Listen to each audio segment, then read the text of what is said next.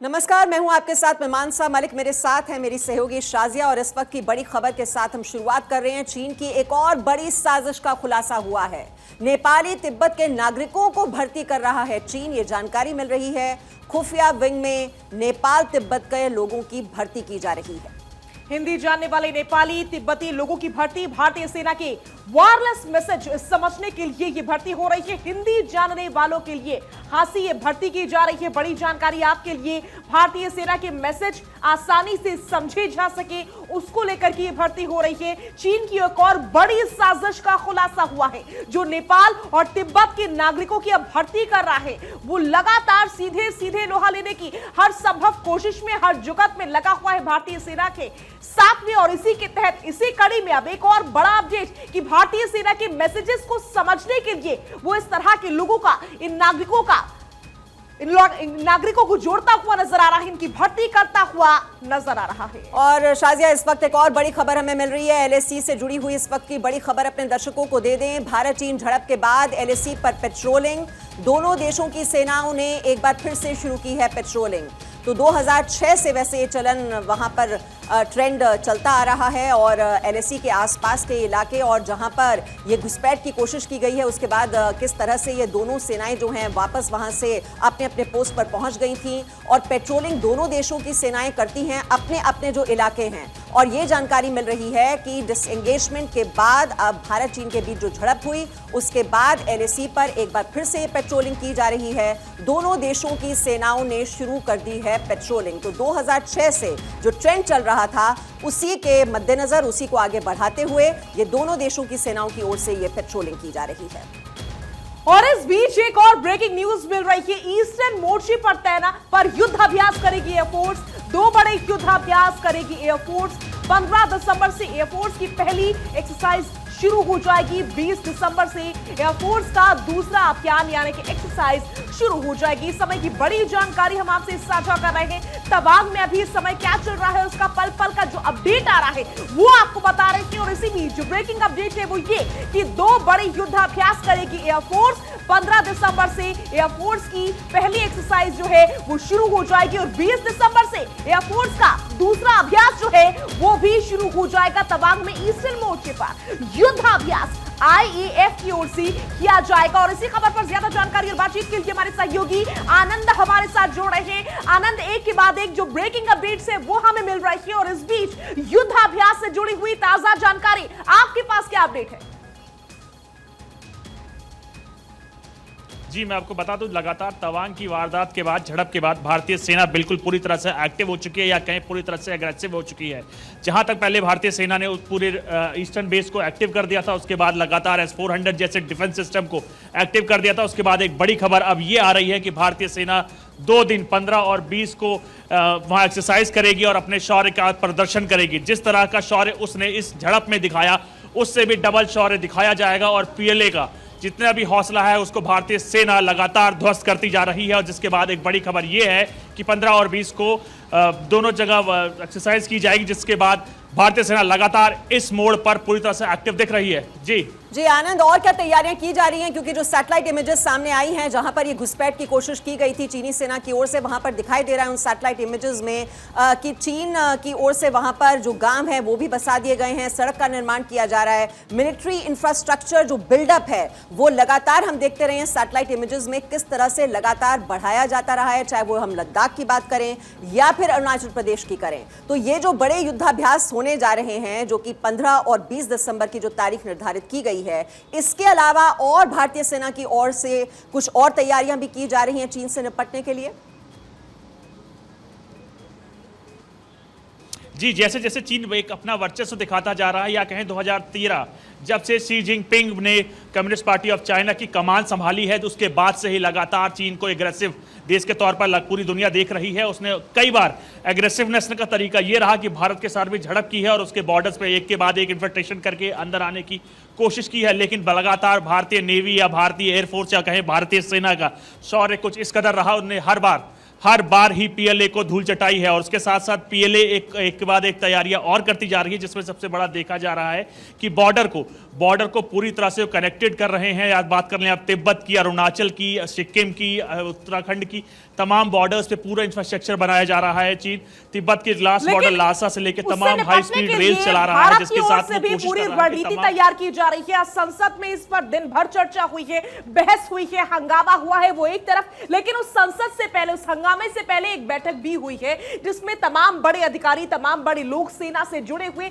मौजूद रहे, उपस्थित रहे। रणनीति पर हम लगातार काम कर रहे हैं और इसी को देखकर ऐसा लग रहा है कि चीन में कहीं ना कहीं फ्रस्ट्रेशन भी है।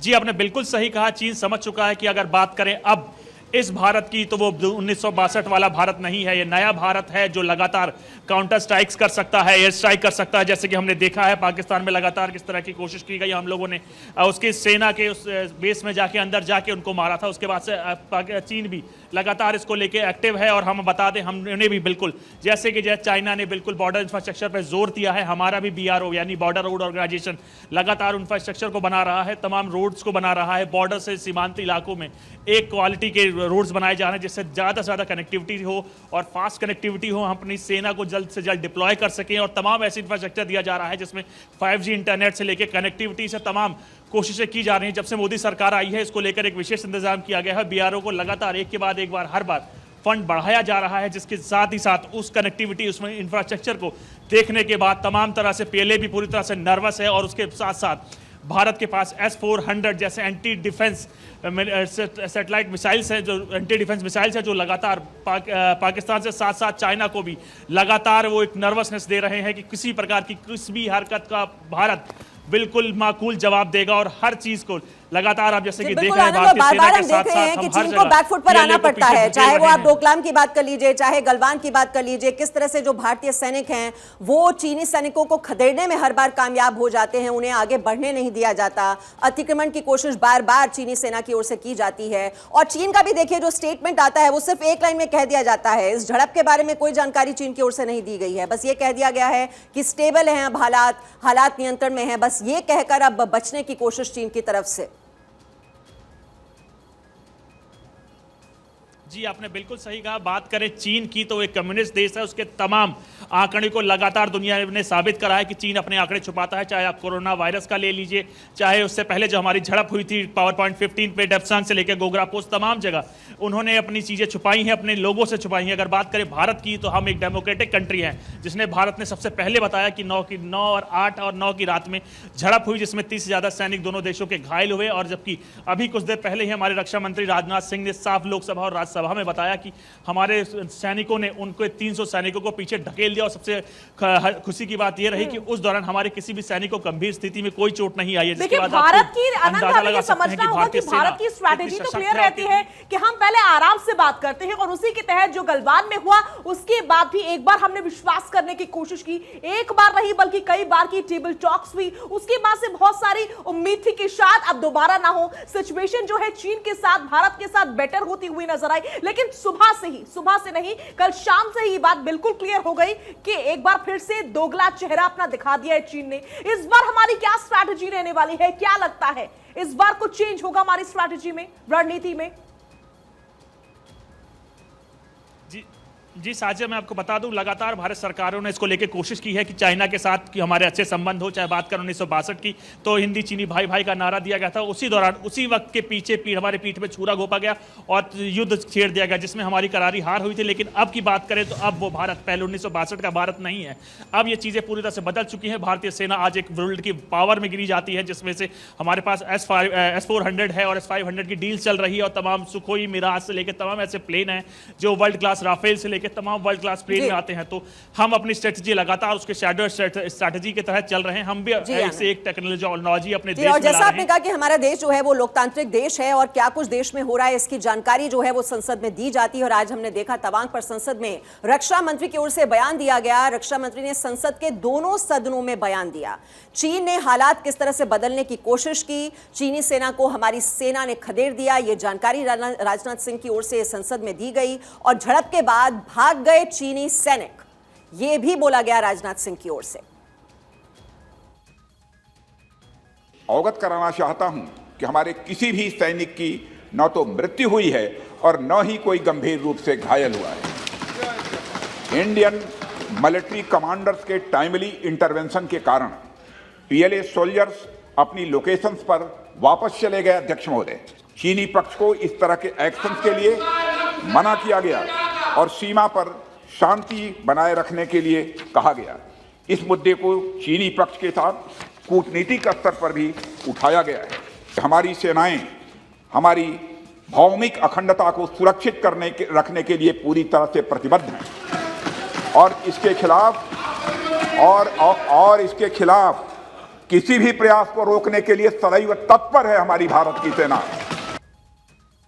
आप राजनाथ सिंह को, लेकिन अधीर रंजन चौधरी और मल्लिकार्जुन खड़गे की ओर से आकर इसी मुद्दे को लेकर के क्या कहा गया है वो भी आपको सुनवा देते हैं। पीएम केयर्स फंड में जो पैसा दिए हैं, जो चंदा दिए हैं, उनका जो सूची और निकाला जाए और देखा जाए कितने चीनी कंपनियों ने इसमें चांदा डाले हैं। रक्षा मंत्री की जो अपने अधिकार होते हैं वो अधिकार नहीं जता पा रहे हैं। इसका मतलब ये लगता है रक्षा मंत्री को खुद अपने को रक्षा करने की हथियार नहीं है तो देश को कैसे रक्षा करेगी। तो छोड़ दे रक्षा मंत्री और कुर्सी, और गृह मंत्री को दोनों कुर्सी दे दिया जाए। जैसे कि गृह मंत्री, कोऑपरेशन मिनिस्टर और ये रक्षा मंत्री भी इनको सब सौंप दिया जाए।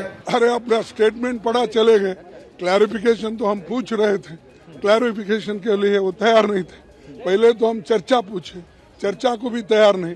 इसका मतलब डेमोक्रेसी में जो कुछ भी चीज़ें होती हैं वो चर्चा से ही सॉल्व होती है, और हम वो जो चर्चा करके बताना चाहते हैं या कुछ स्टेटमेंट देके हम उसमें क्या कमियां हैं और हमारे पास जो इन्फॉर्मेशन है वो शेयर करना चाहते थे, लेकिन उन्होंने छोड़ दिया। और वहीं कांग्रेस पर अमित शाह ने बड़ा आरोप लगाया है। कांग्रेस ने चीनी दूतावास से पैसा लिया था, ये अमित शाह का आरोप। 2006 से लेकर 2007 के बीच में चीनी दूतावास से पैसा लिया गया। चीन पर कांग्रेस का दोहरा रवैया है, ये आरोप भी अमित शाह ने लगाया है। चीन पर कांग्रेस का दोहरा रवैया और दोहरा चेहरा सामने आ गया है अमित शाह की ओर से। ये बड़ी बात कही गई, कांग्रेस ने 1 करोड़ 35 लाख रुपया लिया। ये बात कही गई, राजीव गांधी फाउंडेशन को पैसा मिला है। अमित शाह ने यह भी कहा, बड़ा आरोप और गंभीर आरोप लगाया गया है। एक तरफ कांग्रेस के वो लीडर्स हैं जिनको आप सुन रहे थे, मल्लिकार्जुन खड़गे हो गए, साथ ही साथ अधीर रंजन चौधरी हो गए, जो कि सरकार को लगातार घेरने की कोशिश कर रहे हैं। दूसरी तरफ आपने संसद की तस्वीर देखी, वहां पर भी घेरने की पूरी कोशिश हुई। प्रधानमंत्री का बयान तक मांग लिया गया, लेकिन अमित शाह क्या कह रहे हैं, वो तो कांग्रेस को घेर रहे हैं। सुनिए जरा कैसे। राजीव गांधी फाउंडेशन को 2005-6 और 2006-07 के वित्तीय वर्ष में चीनी दूतावास से 1 करोड़ 35 लाख रुपए का अनुदान प्राप्त हुआ था। चूंकि एफसीआरए के कानून और उसकी मर्यादाओं के अनुरूप नहीं था, तो नोटिस देकर पूर्णतया कानूनी प्रक्रिया का अनुपालना करते हुए गृह मंत्रालय ने इसका रजिस्ट्रेशन रद्द किया है। फाउंडेशन ने अपना रजिस्ट्रेशन सामाजिक कार्यों के लिए करवाया है और ये जो राशि चीनी दूतावास से मिली, इसका उपयोग भारत चीन संबंधों के विकास पर शोध करने के लिए ये पैसा दिया गया है। तो अमित शाह को आप सुन रहे थे, लेकिन इसी बीच चीन के खिलाफ जम्मू में प्रदर्शन हुआ है। तवांग में झड़प को लेकर के लोगों में गुस्सा है। चीन के खिलाफ कड़ी कार्रवाई की मांग की जा रही है, तो जम्मू में प्रदर्शन हो रहा है। चीन के इस आक्रामक रवैये के खिलाफ, जिस तरह से चीन की ओर से बार बार अतिक्रमण करने की कोशिश की जाती है, घुसपैठ की कोशिश की जाती है, उसी को लेकर आप देख रहे हैं जम्मू में ये विरोध प्रदर्शन किया जा रहा है और मांग की जा रही है चीन के खिलाफ कड़ी कार्रवाई होनी चाहिए। तो लद्दाख में पहले इसी तरह के हालात बनते हैं, हमने देखा, चाहे डोकलाम की बात हो, गलवान की बात हो, वहां पर भी इसी तरह से झड़प हुई थी भारतीय चीनी सैनिकों के बीच, और तब भी हमने भारतीय जवानों को खोया था। और अब एक बार फिर से अतिक्रमण की कोशिश की गई तवांग सेक्टर में, जिस पर दावा ठोका जाता है चीन की तरफ से, ये गलत तरीके से जो मैकमोहन लाइन है उसका उल्लंघन करता है चीन, उसको एक्सेप्ट नहीं करता है और बार बार ये अतिक्रमण की कोशिश। और आप देख रहे हैं लोग कितने आक्रोशित हैं चीन की इस कार्रवाई के खिलाफ। मांग की जा रही है कि कार्रवाई होनी चाहिए चीन के इस रवैये के खिलाफ।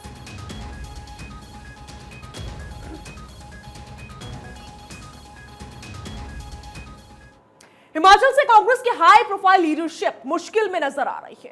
कांग्रेस के हाई प्रोफाइल नेताओं के माथे पर चिंता की लकीरें हैं। एनएसयूआई बस ड्राइवर के बेटे को कुर्सी से मैसेज दिया गया है।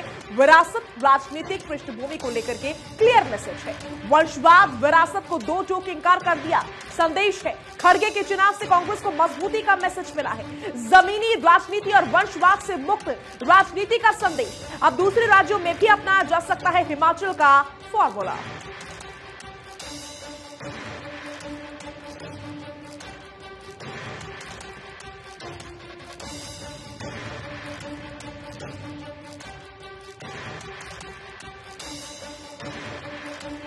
तो वंशवाद विरासत को दो टोक इंकार कर दिया गया ये संदेश।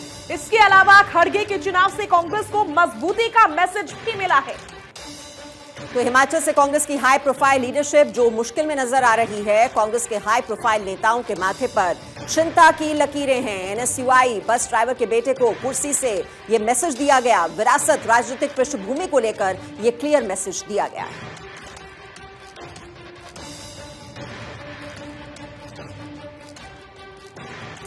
और दल बदल के खिलाफ जनता सड़क पर। आम आदमी पार्टी और केजरीवाल को लेकर फूटा गुस्सा। कांग्रेस नेताओं के दल बदल से आम जन का ये गुस्सा फूटा है। एमसीडी नतीजों के बाद सामने आया रोचक वाकया। कांग्रेस के 3 नेताओं के आम आदमी पार्टी में जाने की जानकारी, लेकिन सूचना मिलते ही जनता उतरी सड़कों पर और 12 घंटे में ही तीनों नेताओं की कांग्रेस में वापसी। आखिर धोखेबाज और दल बदल नेताओं पर कब कसेगी नकेल, ये बड़ा सवाल है।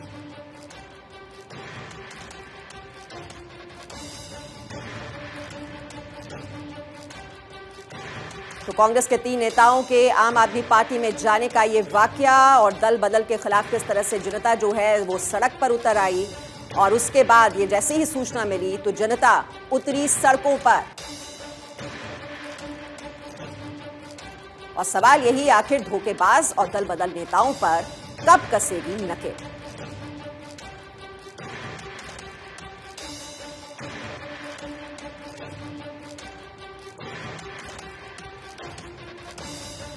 वहीं चुनावी जीत के बाद भी केजरीवाल विपक्ष के भरोसे पर। एमसीडी नतीजों के बाद केजरीवाल ने मंशा जताई। दिल्ली के विकास को लेकर केंद्र के भरोसे होने की मंशा। दिल्ली के विकास में मांगा केंद्र और मोदी का आशीर्वाद। एमसीडी के विकास की गेंद डाली केंद्र के पाले में। हालांकि एमसीडी चुनाव प्रचार में केजरीवाल ने नहीं मांगा कोई आशीर्वाद। डबल इंजन की सरकार के विकास के लिए दावे किए गए थे, लेकिन दावों पर खरे नहीं उतर रहे हैं केजरीवाल। तो दिल्ली के विकास में मांगा केंद्र और मोदी का आशीर्वाद। बड़ी जानकारी आपके लिए। इससे पहले यह दावा किया जा रहा था कि वो डबल इंजन की सरकार चलाने वाले हैं, लेकिन यहां तो ऐसा नहीं दिख रहा है। एमसीडी के विकास की जो गेंद है वो केंद्र के पाले में डालते हुए अरविंद केजरीवाल नजर आ रही है। अब अरविंद केजरीवाल के ही दिल्ली की सरकार उन्हीं के हवाले हो चुकी है। एमसीडी में भी उन्हीं की सरकार बन चुकी है और उसी को लेकर के ये खबर है कि वो विपक्ष के भरोसे नजर आ रहे हैं अब भी।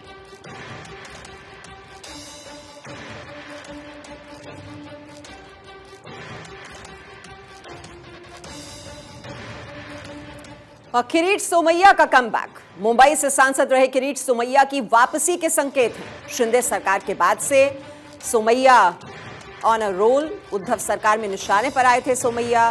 कथित भ्रष्टाचार के मामले उठाने पर आए थे निशाने पर। अब सोमैया को कोर्ट कचहरी से मुक्ति के संकेत मिल रहे हैं।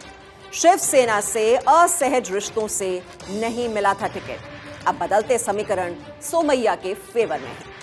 बतौर निडर राजनेता अब सक्रिय राजनीति में वापसी के संकेत मिल रहे हैं।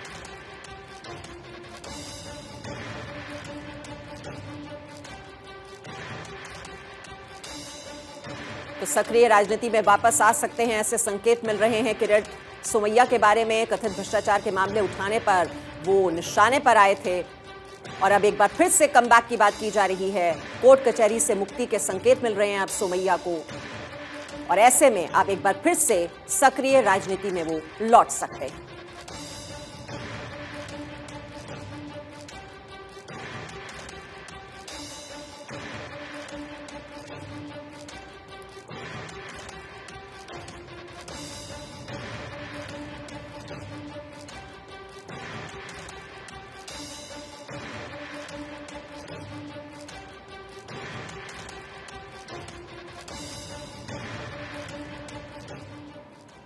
और अब बात कर लेते हैं Sanjay Raut a changed man की। जी हां, उद्धव के भरोसेमंद, विश्वास पात्र और आदर्श शिवसेना के मधुर साने कहे जाते हैं संजय राउत। प्रतिद्वंदी में राउत की छवि तीव्र बुद्धि के साथ आक्रामक की है। हालांकि राउत का विरोधियों के प्रति कैदियों का रवैया नहीं है। एकनाथ शिंदे फडणवीस के कटु आलोचक हैं, लेकिन जेल से जमानत पर छूटना पुराना राउत नहीं है। ईडी की गिरफ्तारी के बाद मोदी भाजपा के प्रशंसक बन गए। अब सिर्फ शिंदे और कोश्यारी की राउत के निशाने पर है। 2024 से पहले ठाकरे भाजपा के हो सकते हैं ट्रबल शूटर। हालांकि कांग्रेस एनसीपी शिंदे इस गठबंधन के फेवर में नहीं है। अब देखना होगा कि क्या राउत का नया रुख इस रणनीति की ओर है या क्या राउत ने अपने विकल्पों पर वास्तव में पुनर्विचार किया है।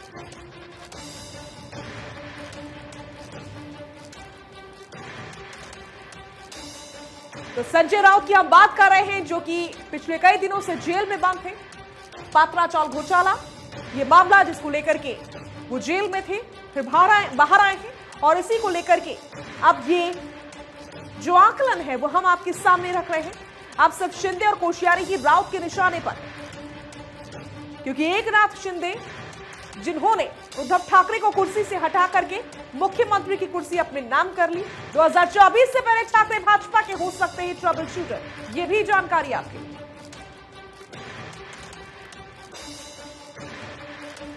और अब राहुल गांधी की बात कर लेते हैं, अमेठी की बात कर लेते हैं। कांग्रेस का पारिवारिक गढ़ रहा है अमेठी। 2019 में राहुल को अमेठी से हार का सामना करना पड़ा था। राहुल के 2024 में अमेठी से चुनाव लड़ने की चर्चा है।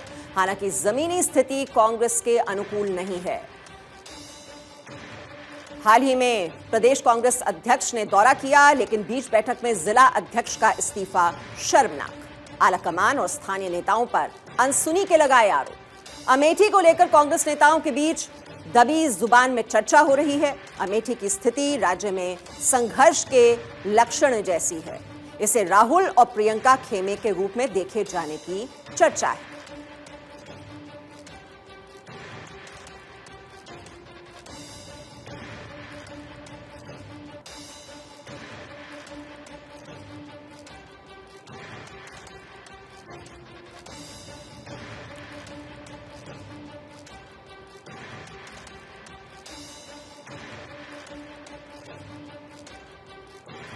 तो आलाकमान और स्थानीय नेताओं पर अनसुनी के आरोप लगाए गए हैं। और एक बार फिर से क्या अमेठी में 2024 में चुनाव लड़ सकते हैं राहुल गांधी, इसको लेकर चर्चाएं हो रही हैं। अमेठी को लेकर कांग्रेस नेताओं के बीच दबी जुबान में ये चर्चा जोर पकड़ रही है।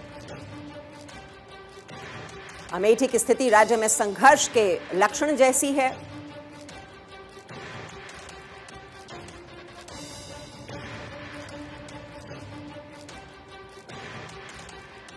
वहीं नोरा फतेही ने जैकलीन के खिलाफ मानहानि का केस कर दिया है। नोरा का आरोप है कि सुकेश चंद्रशेखर से जुड़े मनी लॉन्ड्रिंग केस में उनका नाम जबरन इस्तेमाल हुआ है। एक्ट्रेस का कहना है कि सुकेश से उसका सीधा कोई संपर्क नहीं था। वो महाठग को उसकी पत्नी लीना मारिया पॉल के जरिए जानती थी। सुकेश चंद्रशेखर से जुड़े मनी लॉन्ड्रिंग केस में नया मोड़ भी आ गया है।